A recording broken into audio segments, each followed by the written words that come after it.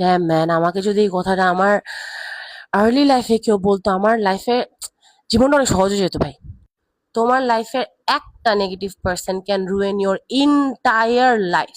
So যারা human psychology নিয়ে কাজ করে ওরা এটাকে বলে হলো the bad apple effect. Basically 2006 সালে রিসার্চাররা এই ব্যাড অ্যাপল ইফেক্ট নিয়ে মানুষদের মধ্যে একটা রিসার্চ করা ট্রাই করে, সাধারণ মানুষদের মধ্যে, যেখানে ওরা 5 জন করে সাধারণ মানুষের গ্রুপ তৈরি করে এবং কিছু গ্রুপে ওরা একজন করে নেগেটিভ মানুষ পাঠায় ইচ্ছা করে দেখার জন্য যে ওদের নেগেটিভ থটস, মনে রেখো ওরা কিন্তু খারাপ মানুষ না, they just have negative thoughts, কি ইম্প্যাক্ট ফেলে মানুষের টাস্কে বা কাজকর্মে।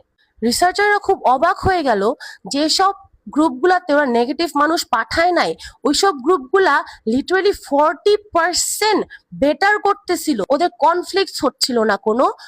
রাদার যেখানে ওই নেগেটিভ পিপল যেখানে পাঠানো হয়েছে ওখানে কনফ্লিক্ট অনেক হচ্ছিল। কনফ্লিক্ট হওয়ার কারণে যেটা হচ্ছিল যে অনেক বেশি ডিসএগ্রিমেন্ট, অনেক বেশি আর্গুমেন্ট হচ্ছিল। ওরা এগুলোর মধ্যে এত ব্যস্ত হয়ে গেছে যে ওদের যে মেইন টার্গেট, ওদেরকে যে ট্যাক্স গুলা দেওয়া হয়েছিল ওগুলো 25% করে ওরা প্রত্যেকটা টাস্কে কম ভালো রেজাল্ট করছে।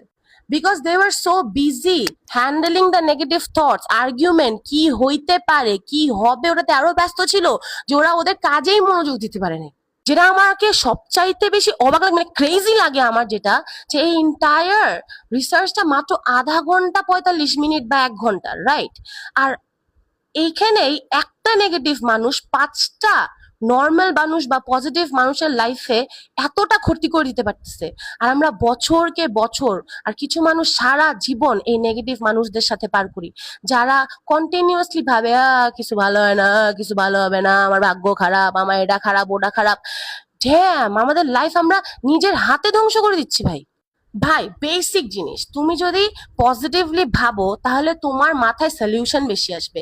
আর যখন তুমি নেগেটিভলি ভাববা তখন তোমার মাথায় শুধু প্রবলেমই দেখা দিবে, তোমার কাছে কি নাই ওটা নিয়ে তুমি পড়ে থাকবা, তোমার কাছে কি আছে ওটাকে তুমি আর তোমার হাতিয়ার বানাইতে পারবা না ভাই।